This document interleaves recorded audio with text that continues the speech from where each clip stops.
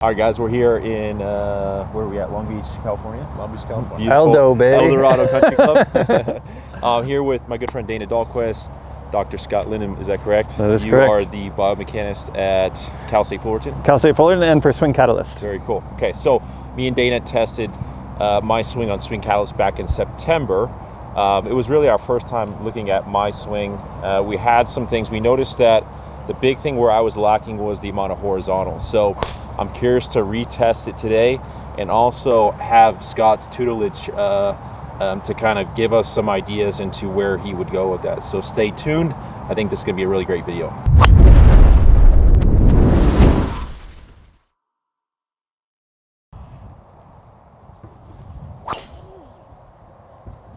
It's the cut. Oh, that's so good.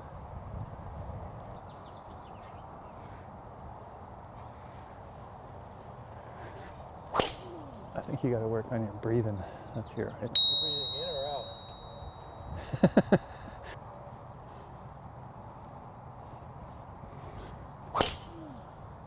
That's good flight.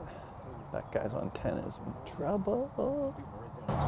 We didn't hit the net. Oh, it's over. Oh, went over. That's on the back tee of 10. It's on the back tee on 10. Okay, we good. That was awesome. All right, so this bottom part of the curve here, obviously that's my left. Pushing back Yeah, this so way. we back this up. And let me actually, you can I'll see let the you run whole curve if you back it up to here. So that just expands the graph so you can see you're rocking. Right. So you're pushing off your left foot back to your right, and then you're pushing off your right foot back to your left. Left foot back to your right, and then there's a little break. I mean, obviously this little thing here is a break of all this momentum you've created here. And that's kind of where I've developed this little left foot move. So that's where, like I said, like it's almost a stabilizer. Like I almost feel like that left foot kind of spinning out. That's hilarious. Your stance gets wider. You literally go, no, I want to go over here. Part of it though on there was I felt a little unstable. Right. So like yeah. I don't think it would do that as much, but it's definitely something that's stabilizing. Yeah. I think it's right here where if we had you a hair more on the inside where you could push off of it, Okay. I think we could ramp this up a little hair more. And maybe just a hair more flex in that knee to get you to give you more to push off of, but I don't know if you can think of that. So like, I mean, I always do these drills where you kind of like, here, put this here. So like pretend you're doing a back swing. So face that way. There you go. So like do your back swing, take it to the top. And if I just do this, like where's the pressure? It can't come to the outside of your foot. I'm gonna pull you over. Right? So you gotta like, don't let me pull you over. So where do you feel the pressure on your foot? Inside. Yeah. That's what I want you to feel. Now go that way, like jump that way. Yeah, there you go. That's what I want you to feel at the top. My analogy I always give to people, say you're guarding me in football, right? I'm a receiver and you're a DB. If I make a move over to this way and I get to the outside of that foot and I go this way, you're f***ed, you lose, right? But what if I make a move this way and you stay on the inside half of that foot, you come with me. Got it. And so that's that horizontal push. It's not for everyone. For sure. Like I would never cue Drew that. Like that thing's off the charts, the purple graph or whatever all the time. And you don't see his foot go to the outside. Like he's got tons of that. But I think that could just be where you're leaking a little oil is getting out there. Okay. Well, the pressure you're gonna see more lit up on the inside. So where we get here. All right. So right here you could see like there's your big toe. See your big toe right there? Right. That's your big toe, and then as you continue to turn and move off the ball, big toe goes away, and then it goes right to, I mean, you're literally on that part of your foot there. And so that makes it really hard to push that way to go this way. I would want to see more big toe there. So if I saw some red right here right now, I think now this is going to spike way higher. If I could see some red over here, but the red's all over here. So the pressure is giving me an indication that you're out here. So I see the red here. I want to see red like big toe. Okay, so you mentioned 74 could potentially be low. Well, 74 isn't your max. Your max is there.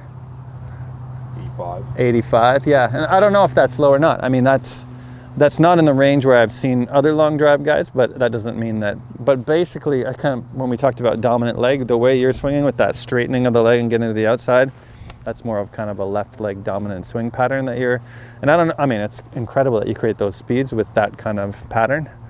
And I don't know, maybe adding more horizontal would slow you down. That's possible.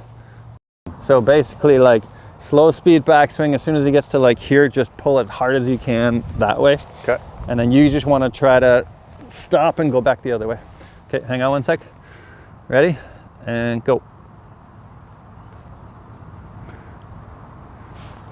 Do that again and then go down. Hang on one sec. I measured that one, so we'll measure another one. And what I found there, it looked there, you created more. I remember when I used to do work with Athletes Performance, Mark Verstegen would talk about a positive shin angle. So like, that's a negative shin angle. If it gets outside your foot, this would be 0. And he always cued positive shin angles because it's where you can push. Yeah. And that's what it looked like there. You kind of maintained that. Hang on one sec. Okay, we ready? Let's do it again. Go. Here we go. Good. I think that's a key, because then you're not thinking, like banking your foot with a ball or something like that. I think you're not activating muscles to get there, right? Right, and what I found is if you don't create a muscle activation, your nervous system won't respond. Well, this is called reactive neuromuscular training, right? You're reacting to that stimulus, and your brain is figuring out how to turn on to keep you there.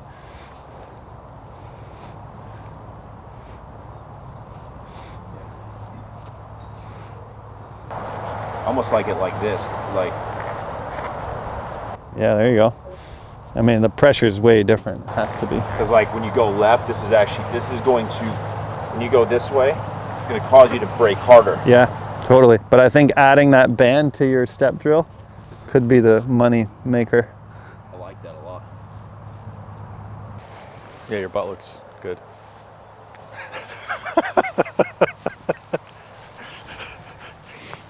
All right, so here's the drill. Reactive neuromuscular training for horizontal force. Dana is pulling you in that direction away from the target, and you do your step drill.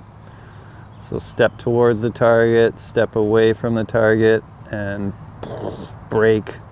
And there it is. That's when you reach your max pressure to the trail side, and look, you can see big toe. The whole foot's lit up. There, now you can push and go back the other way from there for sure. Like if you're a DB there, that guy's not getting by you. Well, what's crazy is how high the horizontal actually spikes. Oh yeah, and then it destroys the tour average in terms of the amount of force. So, what part of that though, realistically, is just the stepping portion? I have no idea, but you were stepping in your golf swing and didn't get anywhere close to that magnitude so there's something different happening there. I think anytime you're training somebody in their golf swing and you could push them in the opposite direction that you want them to go, that creates that's what reactive neuromuscular training, that's what it is literally pulling them or pushing them in one direction so they can push back in the opposite. So like, that's what we did yesterday with Torque, with you, remember? So if I want his left hip to go back, I pull it forward. And so he has to figure out how to push it back there. I mean, I would just like to see, do that drill for a while and then hit one and see how it changes. I mean, we won't do it today because if it does what I think it's gonna do, those guys would be in trouble. All right, guys, so just got done testing. It was really interesting, kind of the same things that showed up. So there was 2 inclinations that I had. One was there was not enough horizontal. Obviously, we saw that. That was spot on. I was under the impression that I actually wasn't unweighting enough and was lacking in verticals, but we saw that there was a lot of verticals. I unweighted about 52% of my body weight, and the downswing was only weighing about 90 pounds. So that was really good. In terms of the horizontal, though, you came up with a really cool way to kind of help me feel that, because we saw a lack of horizontal.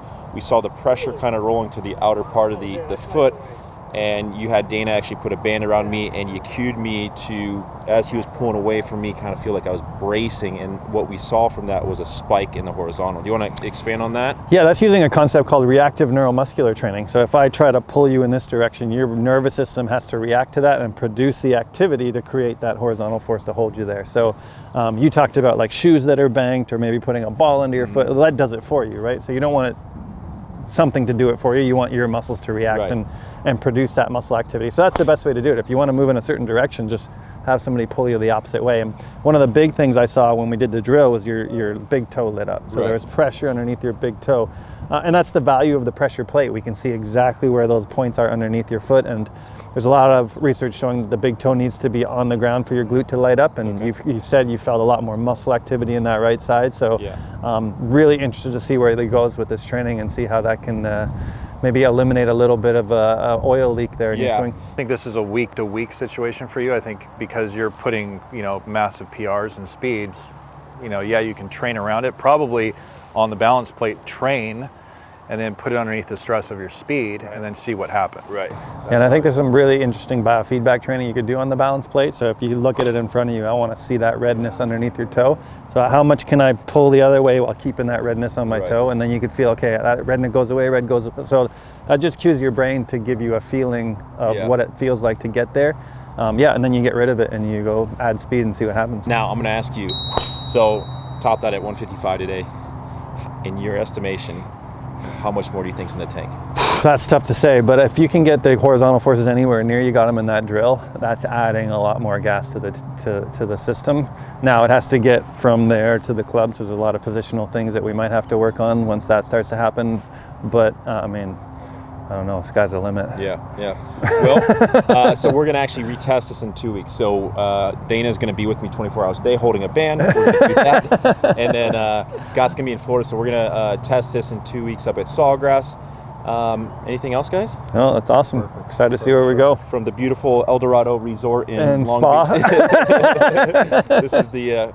Paul, get the spa. The shed right there. That's where all the massages happen. So, from Long Beach, California, we'll see you next time. Take care.